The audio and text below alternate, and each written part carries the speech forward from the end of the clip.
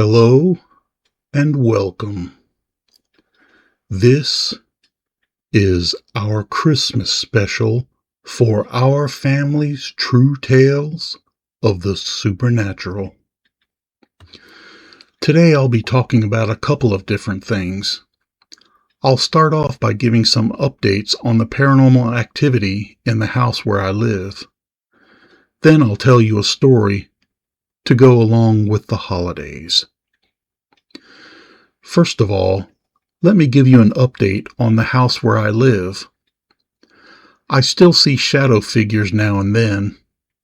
The other day I stood in our dining room and was facing toward the hallway, and I saw a shadow figure. The shadow figure was shaped like a slightly tall, thin adult man. It stood outside of our bathroom, and it looked like it was turning away to go further down the hallway. I then called out to it to see if it wanted me to pray that God would open a doorway for it to go into the afterlife. The shadow figure appeared to stop, turn toward me, and listen to what I had to say. It appeared to listen for 2 or 3 seconds, and then turned away and walked away.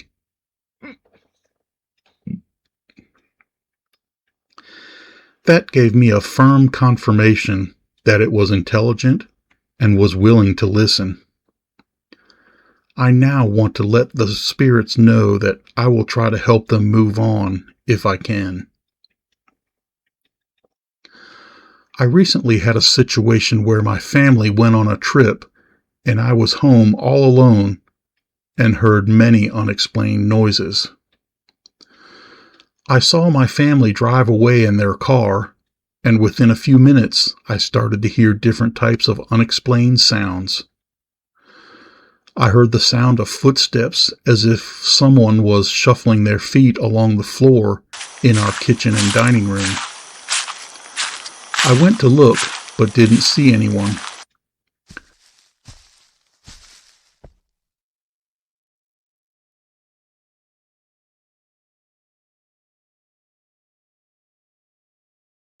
I went back to do some things on my computer, and within a minute or two, I heard the sounds of doors opening and closing in the house. I went to see who was here in the house, but I couldn't find anyone.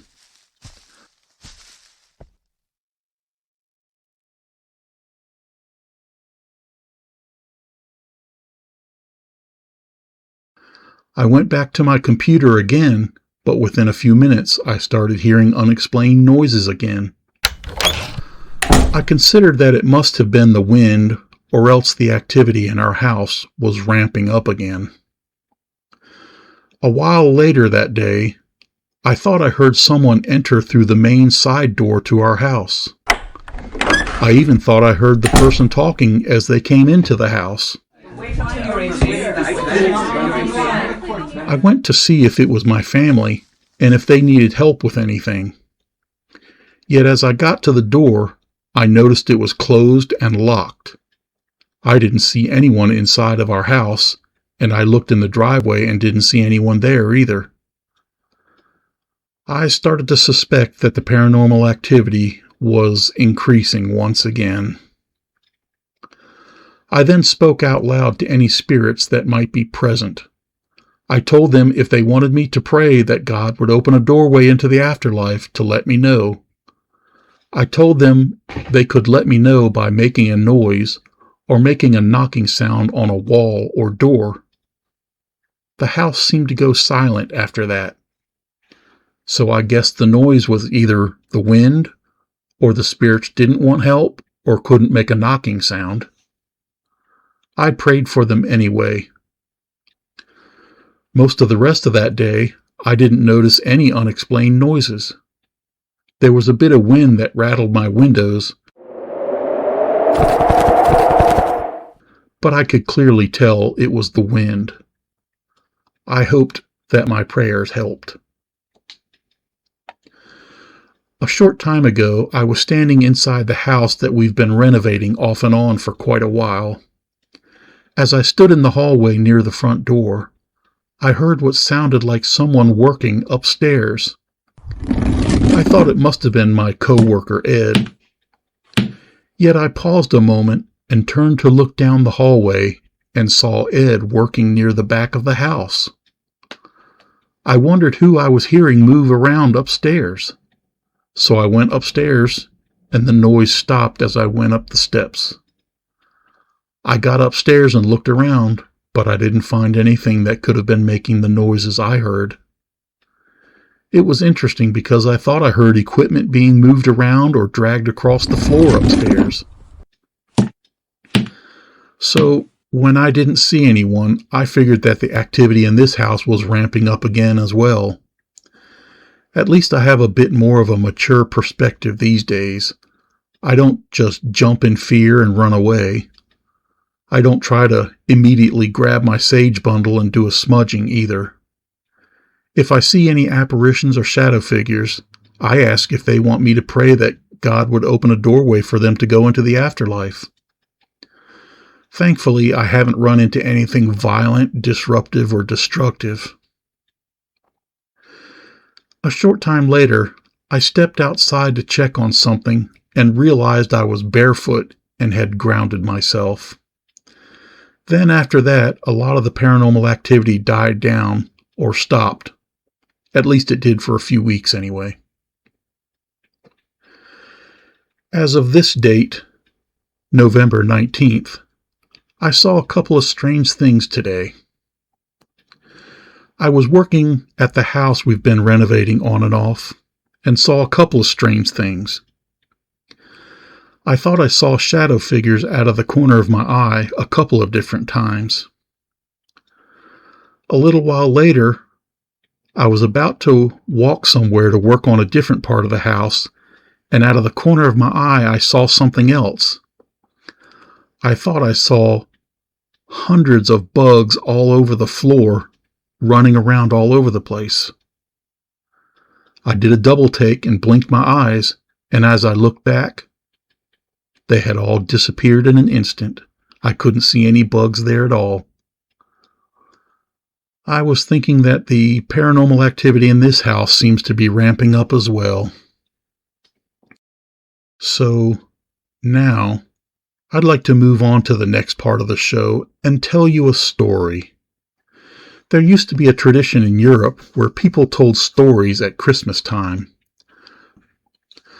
A good story was just as good as giving a great gift. They usually told stories that fit into one of three different types of categories. 1. The first type of story was the kind that was inspirational or had spiritual significance. It might be someone who seemed like they were about to die, and instead, somebody prayed for them and they got healed.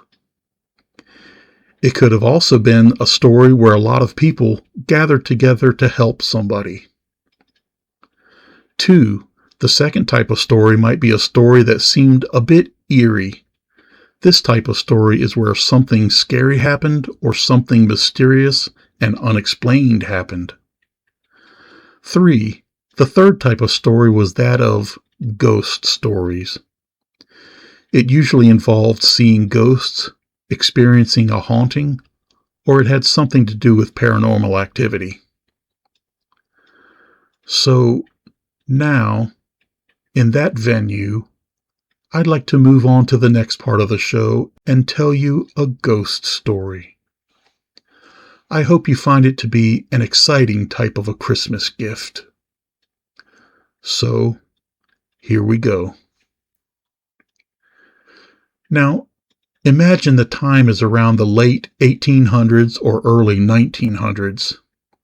A single adult man is living in a big city in the United States and has a good job, yet he wants to hear some Christmas songs. So he walks a few blocks to a local church on Christmas Eve to hear some children sing some familiar Christmas carols. As the singing is finished, he gets ready to leave by putting his coat on, and he steps outside into the darkness. As the man steps outside in front of the church, he sees snow on the ground and sees that it started snowing again. He then turns and starts to walk down the sidewalk so he can walk a few blocks to the roadhouse where he lives. As he walks down the block, he hears a strange noise that sounds like someone is walking up behind him. He stops and turns around to look behind him, but he doesn't see anyone. He also notices that the sound of the footsteps seemed to have stopped. He then continues to walk home, and he makes his way along the snow-covered concrete sidewalks. He then starts to hear the sound of footsteps coming from behind him again. He turns to look, but doesn't see anyone there. He then continues walking and increases his speed and walks at a more swift pace. He then hears the footsteps following him again, except the footsteps seem to have increased their speed as well. As he continues walking at a swift pace, he turns his head to see if anyone is following him, and he doesn't see anyone. He starts to wonder if someone is following him or might want to rob him. So he picks up his pace and is nearly jogging along the sidewalk as he continues to make his way home. Yet once again, the sound of footsteps follows him and has picked up speed to keep up with him. As he keeps moving along, he glances back occasionally to see if he can spot who was following him. As he does, it seems like the sound of footsteps stops. Yet as he moves on, the footsteps start back again. At this point, the man is getting very concerned and increases his speed even more and is nearly running. As he glances back, he notices that there are no other footprints in the fresh snow other than his. Yet as he moves along, he can still hear footsteps approaching from behind. As he gets near his home and is still running, he reaches into his pocket for his keys to quickly open his door. He then runs up the porch steps to his door, with the sound of footsteps coming up close behind him. He instantly puts the key in the keyhole to unlock the door, and he rushes inside and locks the door behind him. He then takes a deep breath, removes his coat, and turns to see a fire burning in the fireplace. He presumes his housekeeper had the fire going so he could come home to a warm house.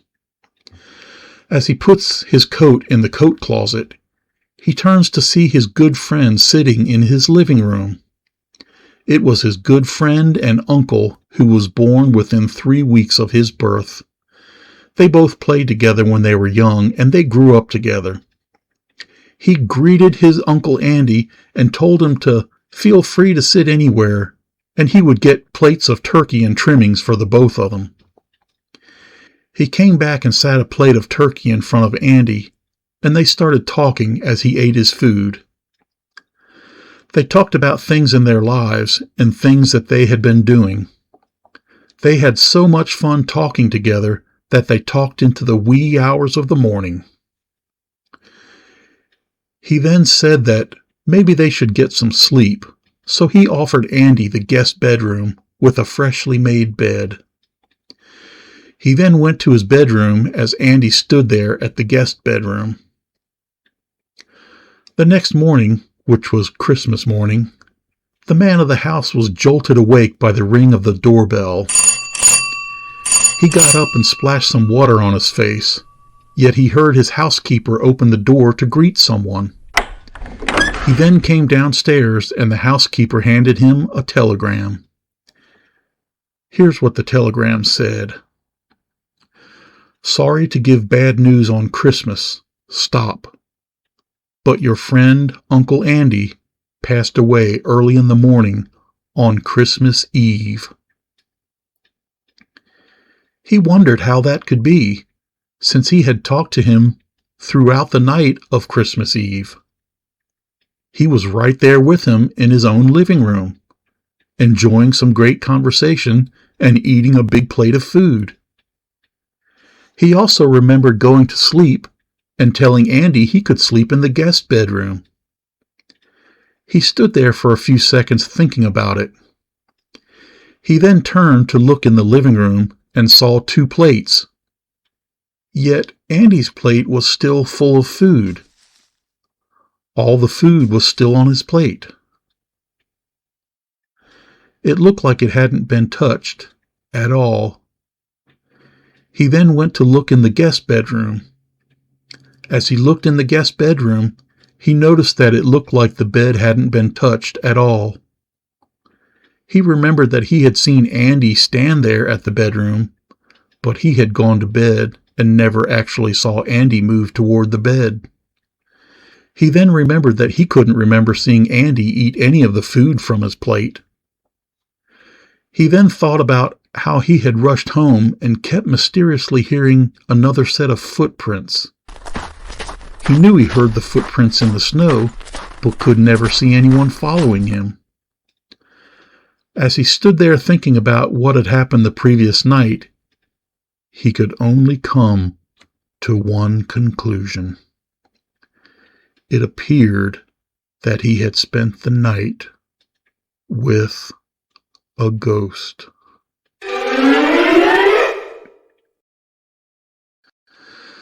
This next story is from a man named Davy. This story is titled Christmas Spirit. Here's what Davy says. This incident occurred in 2004, 2 days before Christmas. My daughter, age 12, came to visit and noticed that I still had not delivered my Christmas cards. She was laughing and joked about it. She told me my neighbors would think there was something wrong with me or I was crazy for delivering them so late. I turned to her and said, "Only if they catch us delivering them." It was a cold, miserable night, and the melting snow was making conditions very slippery, so we walked slowly and carefully. That gave my daughter the impression that we were sneaking into people's yards. She thought that was funny, and she laughed a little bit about that. At yard number 3, I could see my neighbor through his living room window sitting in his chair. My daughter was struggling to keep her laughter in as we crept down his yard.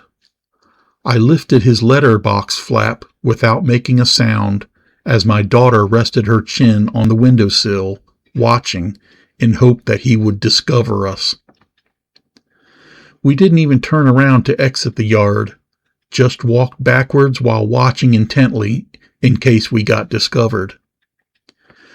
We had completed most of our deliveries when I bumped into a friend, and she asked what we were doing out so late. She said not to deliver a card to number 3 because that guy had died last night.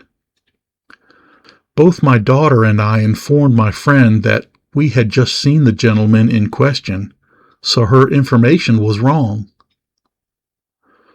To our horror, another neighbor confirmed that the gentleman had indeed died, and this put doubts into what we saw earlier that evening. My daughter wasn't frightened, but was desperate to return to the gentleman's house for another look. When we got there later that evening, the light was still on in the living room, but the chair and house were deserted. My daughter and I questioned each other over the night's events, but as we both had known the gentleman for many years, we satisfied ourselves that it was him that we had seen. By Davy, 1966. From the website yourghoststories.com. This next story is called Christmas Choir. There was a young man who had heard a tale of a ghost choir that would sing songs on Christmas Eve. He heard that the ghostly choir would sing only Christmas songs, and they would only sing on Christmas Eve. He found out where the location was and where he could go to investigate to see if the story was true. He didn't believe it and wanted to see for himself if it was true or not. None of his other friends were interested in going, but he was determined to go, even if he had to go by himself. So he waited until the festive time of the year, and he kept track on his calendar until he got to Christmas Eve. He had plotted the exact direction he would walk so he could get to the location where there had been an old church. He had heard a few tales of what had happened to the old church. He couldn't remember if the old building had crumbled to the point of total decay, was bulldozed, or had burnt down. It didn't matter because he knew the precise location anyways. He had a strong desire to go there so he could know if a person could really hear an old ghostly choir singing. He walked down the sidewalk and kept walking for quite a ways until there were no more buildings or houses. There was mostly only raggedy fields of tall grass, thick briar patches full of thorns, and a few sparse trees. Then, behind the raggedy field, was a forest. He then came to the place where it looked like there used to be a building, but there wasn't much left now. There was only a small amount of a crumbling foundation in the tall, dry grass. He stepped over to the old foundation, and it seemed like it could have been an old church that had been there many years prior to that occasion. He stood there a moment without hearing anything, but then he thought he started to hear a very quiet sound. He couldn't quite make it out at first, but then it sounded like people were singing a ways off in the distance. The sound slowly got louder, and he could tell it was Christmas carols that were being sung by a choir. The sounds slowly grew louder. It seemed like there was a choir right there in front of him, yet there wasn't anyone there that he could see. He looked around and didn't see any radio speakers or hear any static from any type of radio speakers. He looked around among the rubble that was there on the ground around the crumbling foundation. He noticed that the sound seemed to be coming from within the area of the old foundation. Yet there was nothing there but the foundation, some tall grass, and a few sparse trees several feet from the foundation. It appeared that the legend was true. He started to tremble because he knew he was in the presence of a ghost choir. For a second or two, he thought he saw several transparent apparitions singing the Christmas songs, but they faded. The young man slowly backed away and hoped the ghosts wouldn't follow him home. As he continued to move away, he could hear the choir in the distance, so he picked up his pace and was walking quite fast, and the sounds of the choir faded in the distance. He noticed that he couldn't hear them anymore after a while. He finally made it home, and later he told his friends how he had gone there and heard the ghost choir singing. Some believed, and others hesitated to believe it. He and his friends went back there, but didn't hear anything. They had then remembered that the ghost choir only sang on Christmas Eve. The next Christmas Eve, some of them got together again and went back, and they too heard the ghostly choir singing. They asked around to see what had happened to the old church and what had happened to it. They found out that people had gathered in the church building to hear the choir sing Christmas carols on Christmas Eve. There were many candles in the big meeting room on that Christmas Eve. It turned out that a candle was accidentally knocked over and the place caught on fire. People rushed to the exit doors, and a few got out, but others jammed into the doorway and slowed the others from being able to escape. Many died that day because they couldn't escape fast enough. The building burned down and was never rebuilt, nor was anything else built there. Many people noticed that on Christmas Eve they could hear the sound of a choir singing. As the news spread about the ghostly choir, people became afraid to build anything else there. They were afraid the land was haunted, and they didn't want to build something that would end up with haunted disturbances. So it remained a vacant lot, with nothing ever being built on that spot of ground. If anyone wanted to know why nothing was built there, they could ask the local people, and they would tell them why. They would tell them about the tragic fire where many people died, and that the ghost choir still sings. They even noticed that on rare occasion, the ghost choir would sing on those special occasions. Sometimes they sang when there were national tragedies where many people died or a president passed away. They also sang on special occasions like the day the war in Europe ended. The place is mostly overgrown now and is filled with thorns, trees, and tall grass. You likely can't see the disintegrated foundation.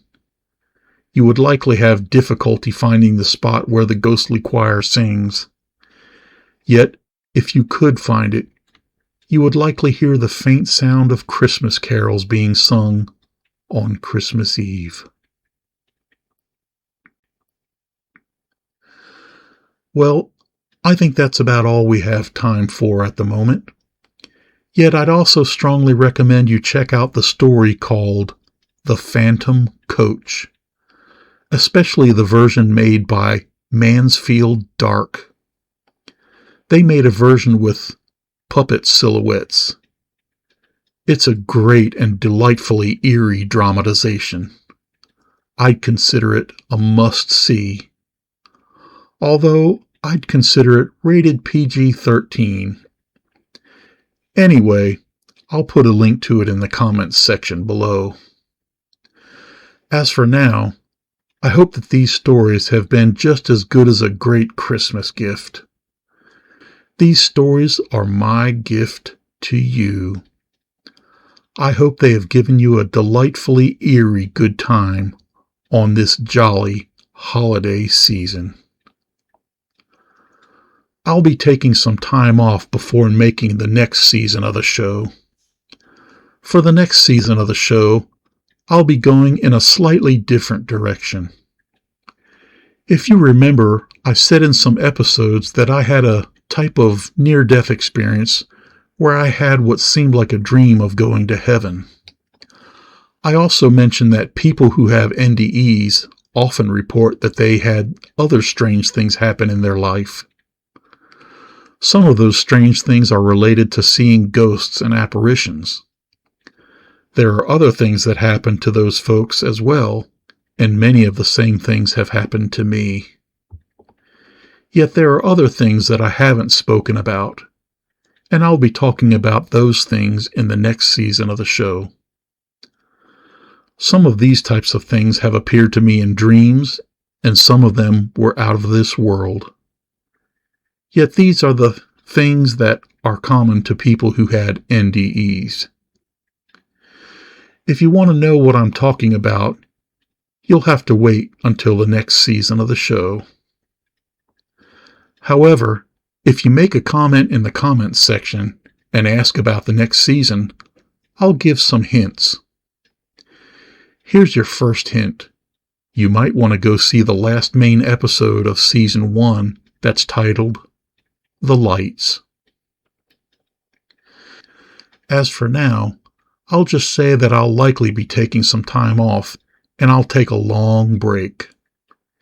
Yet I can assure you that I have enough material to go at least 1 or 2 more seasons of the show. I also feel it necessary to tell you that I'm also working on a few other big projects that take a lot of my time. I can also assure you that it takes a lot of time to put these episodes together. So I need to juggle a lot of activity and juggle my time. So if you want me to make some more episodes sooner rather than later, here's what you can do. You can share this video and tell your friends about it. Feel free to share these videos on Facebook or other social media sites. Tell your friends that they should subscribe to this channel. I have these videos on YouTube and Rumble, so there are different platforms if you have different preferences. You can also click the thumbs up like button, and that helps these videos reach more people as well. You can also help by leaving a comment about how you like the show. It would even help if the only comment you left was a smiley face emoji. Between all the other projects I'm working on, it has become difficult to keep up with everything. Yet now and then I'm surprised by seeing more shadow figures in my house, and something strange happens. It's become difficult to put in all the work it takes to make good quality videos. I find myself trying to use a lot of discernment on where to spend the most of my time and efforts. So if you want more of these shows, or if you want them sooner rather than later, I need you to help me. It's easy to click the thumbs up button, and if that's all you can do, then please do that. I just want you folks to know that I need your help because I need to know if you like this show. I also need to know how much you want to see the next season of the show. If I end up with 100 subscribers, or 100 likes on this video, or 20 comments on this video, I'll get Season 3, Episode 1 released within 2 months. Otherwise, I might take a nice long winter's vacation. And my long winter's nap might be more like Rip Van Winkle's. I'll also add another caveat to get me started on Season 3. If I get at least 20 requests for most of the stuff in Season 1 and or 2 to be put in book format, that will get me started as well. I'd also get started if someone purchases and donates a year's professional subscription to an AI image-to-video website. That way I can easily turn some of my screenshots into video clips, which will make it easier to make more episodes. Meanwhile, we are approaching that special time of the year around the holidays. It's the time of year where the air grows cold, gifts are anticipated, we attend parties, and we spend time with family. I hope these stories have warmed your bones from the winter chill and the chill of a scary ghost story. So may your holidays be cheerful and full of good times for one and all. Happy holidays, and don't do anything I wouldn't do. Or should I say, don't do anything that would invite Krampus. And if you happen to meet a ghostly apparition, remember to be respectful. Remember that you shouldn't speak ill of the dead, because ghosts are people too, but they just don't have a body. I hope to see you in Season 3. So as for now, let me just say, good night, sleep tight, don't let the bed bugs bite, and don't let the ghosts give you a fright. See you out there.